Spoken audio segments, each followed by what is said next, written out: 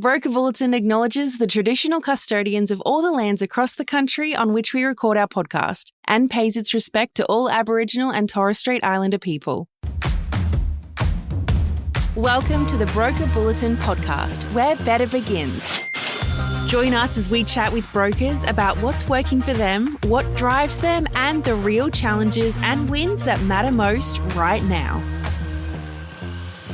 Welcome to the Broker Bulletin, the business series where we unpack the mindset, habits, and driving decisions behind high-performing broker businesses. I'm Denya, and in this episode, we're talking strategy and why it matters for 2026. I'm joined by MK, Loan Market's National Head of Business Performance, to unpack how the best brokers set direction, avoid drift, keep it simple. So if you're sprinting into the new year without a clear compass, this one's for you. MK, welcome to the show. Thank you for your time. Hey, Dee. Let's get straight into it. So let's start with the basics. What do we actually mean when we say strategy for our broker businesses? Yeah, I love it. So if I look strategy, if I try it back to the team within Elevate, I'll look at it more around direction.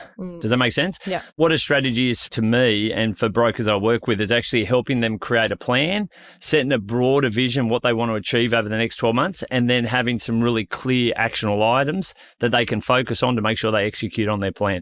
And why do the most successful brokers, regardless of their size, always have a clear strategy? Yeah, it's good call. So the most successful brokers, it doesn't matter if it's solo, if it's a team, if they've got a strategy in place, what it does, it actually shows me that they're running a proper business. Clear strategy will give them focus, gives them a non-negotiable rhythm. But one of the key things is it actually helps to provide their team with a really clear understanding of what they want to get out of their business and the key role that each of their staff will actually play to helping the business achieve those goals. That's a huge risk when they don't have one, isn't it? Totally. Well, how do you provide direction to your team if you don't have a clear strategy or you don't know what success looks like? Yeah. Is that the biggest thing that you see for brokers when they skip having a strategy? Is the impact they have on their team? Yeah, it's a great point. And it's amazing how many of our best businesses don't have a strategy. So one's not having a strategy, and then how many businesses actually have a strategy on the page? So they go out, they create a strategy for the year ahead. They don't share it with their team. Then they get the strategy, say it's in June, July, whatever it might be, and then they put the strategy in the desk or in the drawer and it never comes out again. Yeah. My role at LMG is I'm recruiting new brokers into the business, right? Yeah. And I'm always asking brokers when they're coming in or interested in coming into us at LMG, I always say, have you got a strategy for the year? Yeah. What's your target for the year? What are you working towards? The amount of people that say, I don't have one, or I don't know, or they really stumble on that baffles me. But that's okay. But, obviously we're here to help with that. Some brokers, when they hear strategy, though, they think really complex. Yeah. They've got to get consultants. What do you think about that? Oh, I think it's a terrible idea. Okay. and the reason for that, I remember, because part of Elevate, what we normally do, if you look at it now, if businesses I'm working with in January or Feb, I'm asking them to set their plan for FY27. And part of the reason for that is a key focus would be we want to drive 1.5 times growth out of Elevate. So what you would normally need is you need to drive an increase in activity now to build momentum for a 1 July start. So it was quite funny. When I've asked a few of these businesses, and I'll give them a template. And my thing is don't overcomplicate it. So with your strategy or your plan, do it on one page. So what's the vision? What's the goal for the business? What are those key items they need to focus on over the next 12 months to be able to execute on the plan? But I've actually had businesses come in and that they'll present a plan. I'll give them a 1 to 3 page framework. They'll come in with 20 pages. And to be honest with you, it is such a complicated thing. And my view is if you make it too complicated, not only can't you follow it, but the team can't follow it. So simple is the best strategy here. Don't overcomplicate it. Be very clear on what success looks like. And then what do we need to shift in the business to be able to execute on it? So we're saying you give our guys a template. Yeah. So how often should people be looking at that? Yeah, great question. So normally, and you've got to lead into it. So if you with the business, if you want to drive scale, my view would be, and a lot of business owners that do it, firstly, get it done. Like we've got to have a clear direction. We've got to be able to create a framework for the team. But normally what would happen is they would set the plan in June, July. What I would strongly encourage is don't do it June, July. We've got to lead into it. You get what I mean? Like it's a work we do in Jan, Feb. Like if we start to increase call numbers, if we increase appointment numbers, the impact on settlements is going to take a few months to kick in. So that top of funnel activity, we need to start the activity today. But what I'd say to you is we've got to get the operating rhythm right. So I'd be setting the plan every 12 months, I'd be engaging the team in what the plan looks like, because what you want is you want your team to own the plan or own the strategy for the business. And if you can get that, they'll execute it. And they're not going to execute and they're not going to own it if they don't buy in. So we want to get them to buy in. So I'd be setting the plan for 12 months. Then what I would also be doing is I'd be having a 90-day check-in with the team. So every 90 days. So once the plan's underway, every 90 days, we need to come together, reinforce what the plan is or what the goals are, or the North Star is a good way to do it. So what does success look like for the business? And then what are the key priorities that we've set over the 90 days that we need to execute on? And what's really good is we keep the 90 days of the reset. So if we reset every 90 days, it makes sure that we're on track for target. And like, for argument's sake, I just had a number of the Elevate crew come in. We did the mid-year review, so 6 months into the financial year. What's awesome is they're, as a collective, they're about 155% up, which is red hot, so really good. I think market's maybe 110%, so we're really performing well. But of that 153%, so my instructions were, if we're on track for targets, your KPIs are working, your appointment numbers, your lodgement numbers, we're on. If you're behind your targets, we need to increase your KPIs over the next half to catch up. If you're actually exceeding your target, which is really cool. Like, we had some businesses that were 200% up.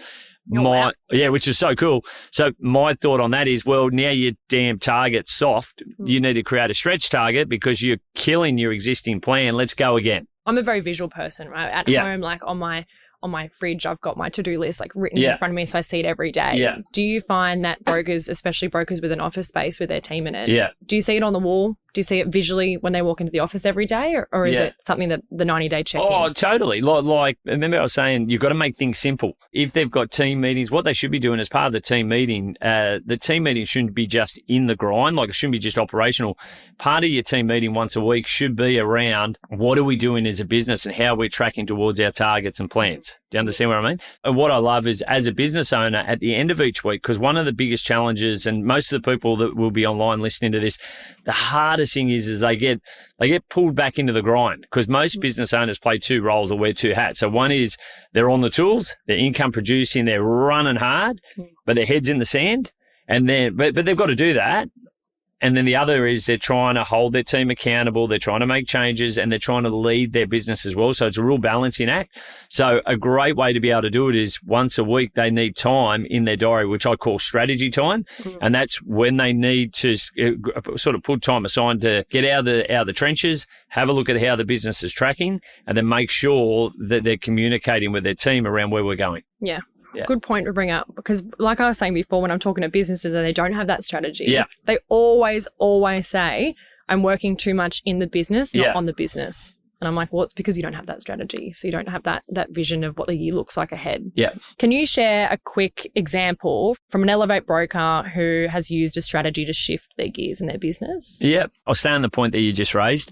So many businesses or so many brokers are running so hard and they're trying to do too many things. So one thing a lot of businesses, or a really good way to be able to help them with a certain decision, when they're looking at going down the path of their first hire or their second hire, it's trying to identify what task are taking them away from the higher income generating tasks within the business. So where I'm going with this is, say a broker, really good business owner that might be doing 100 mil per annum, one or two support, I'd probably pay $300-400 an hour for that person. Like that's some money they should be based on the value they're providing back to the business, that based on tasks, that's how much we should be paying them. Then if you look at it, if they're still getting caught up in the file and they're spending time on $30 tasks, $40 tasks, it just makes sense to make sure that we look at where they're spending their time. And if they're spending time in their business, which is really not dollar productive, what we've got to do is make sure that we free them up so they can get in front of more clients. Yeah. What's the most common traps for brokers when they fall into when they're trying to set a strategy? A couple of things. So they either do it, they don't do it. Yeah. That's probably one. And what happens if you don't have a strategy, you have a problem in the business called drift.